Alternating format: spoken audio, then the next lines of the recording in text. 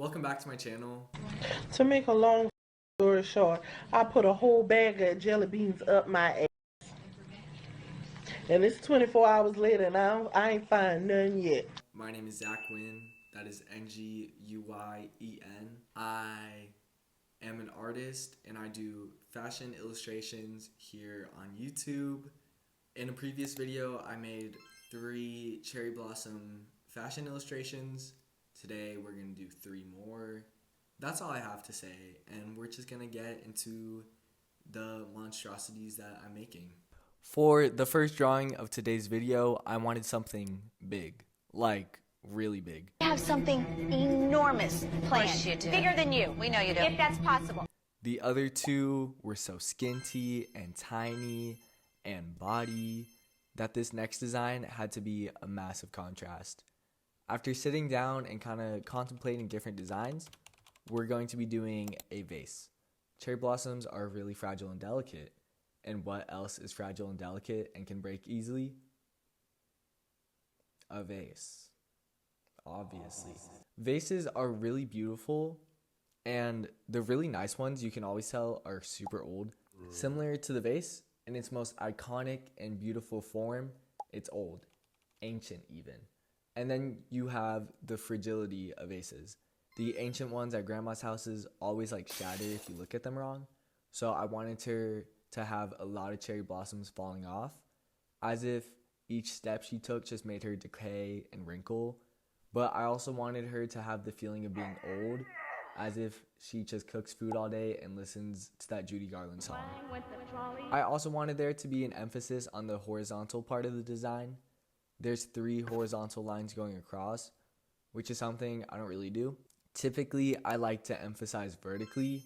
When you use vertical lines, it can make your designs feel a lot taller and it brings in the conventional beauty standard. But horizontal lines seemed really fun to play with, and I've never done it. And especially when you're setting it next to a bunch of designs using vertical elements, it's gonna look good. I wanted the skirt to feel like the base of the dress, with strong arms of branches coming up to support the bunches of flowers that sit on top. With vases, the base has to have some kind of strength and structure in order to not cave in. I've only taken 1 pottery class in my entire life, and it was in the 8th grade. Honestly, it was really fun. I always think about taking another pottery class, but I feel like I already do so much, and if I add another hobby like pottery, it's gonna be so much money. Going back to the design, I wanted to focus on structure. Cherry blossom trees need a strong trunk base in order to support the beautiful flowers. This is important in all aspects in life. If we do not build a strong base, how can we bloom? How can we make our lives an art and flourish if we don't first build ourselves up? I need the basis of knowing who I am in order to flourish. This woman. Oh, shut up! I need to know my own identity to become the best version of myself. For colors, we're keeping it the exact same as the other drawings, whites and grays with pinks in the center of flowers. I also kept doing this thing where I would color every flower and then just draw branches on top of flowers. No, I'm pretty sure it's bad for your pens. No, actually no. I know for sure it's bad for your pens because I had to continuously rehydrate my pen. And maybe that's already a sign that it's bad, but I just kept doing it. Ruining pens aside, I added gel pen, shaded the bottom, added flower drawings, and signed it. Here's the finished product. I actually very much like this design. I think it's beautiful, but the drawing's horrendous. The anatomy is very out of whack in every single way. The hair looks stupid, she's too small on the page, her eyes are 2 completely different shapes. Overall though, based off the design and meaning, I'm giving her a very kind, very giving B-. The design's just too nice for me to dislike it. Blackpink in your area. Blackpink in your area. For our second drawing, I knew instantly what I wanted to do. I wanted to do a bridal look. Focusing back on the imagery of cherry blossoms as a symbol of love, I wanted to design in a way where what does it mean to be successful in love? Marriage and the feelings of unity and security it provides, that's what I've always thought success and love to be. Does that sound like something you want? Yes. Well, let me tell you, you'll never get it. I focus on marriage mainly because I really wanted to do a veil. I've only done veils a few times before, but one design I've always had in mind was a veil with garlands of flowers on the hem. It's like allowing all of your past mistakes and failed loves to build you to a place where you can effectively work in your current relationship. I wanted a structure of flowers building up to the brain. Originally, the flowers were going to stop at the heart because, like, love is in the heart. But in effective and lasting relationships, acting on the brain is also really important. I also wanted the flowers to build up to the veil. I thought of the flowers as past loves. These relationships are shown through bigger and smaller flowers, reflecting the importance of each. But ultimately, these flowers are just used as building blocks to get to the veil. What does the veil symbolize? Long-lasting love, eternal wed, and off the veil is flowers falling, letting go of things in the past and looking to the future. I wanted the veil to have the least amount of flowers to show the clarity of mind.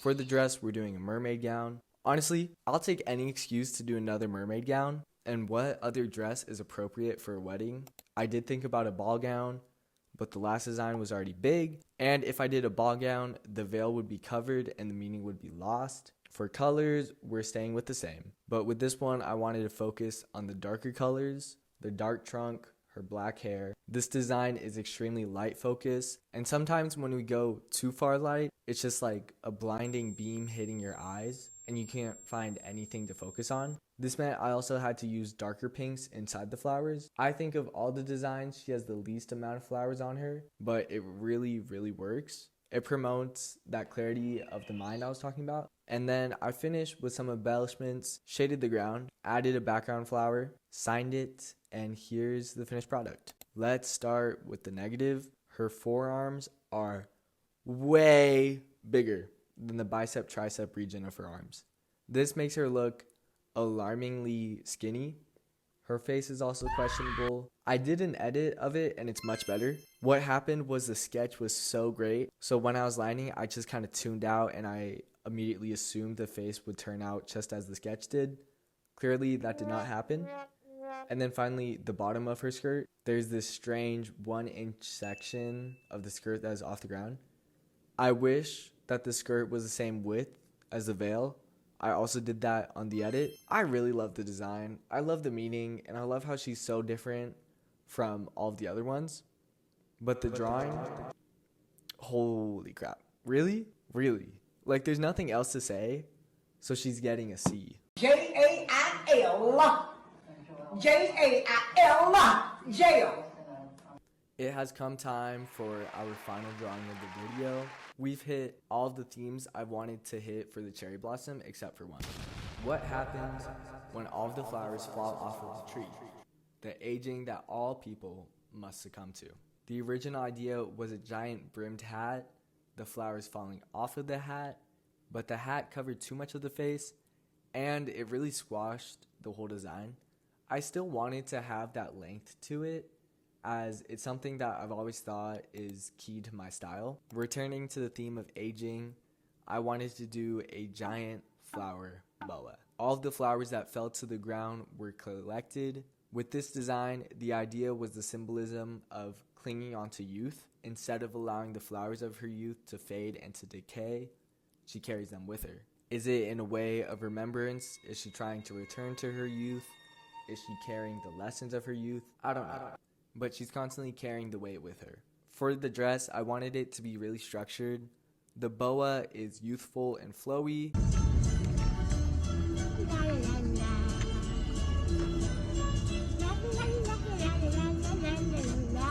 So the dress is going to be hard and sculpted.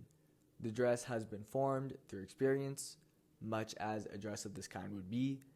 You'd have to spend years practicing sewing and drafting in order to construct a really beautiful fitted gown like this, whereas freeform shapes are much easier to create in sewing. The differences between old and young, the experience, hardships, and lessons it takes in order to live and grow.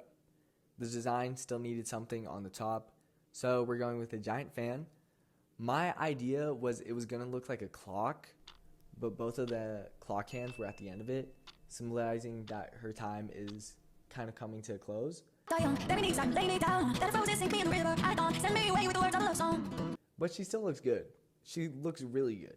She's like Cher. On a side note, I'm gonna go on like a little rant.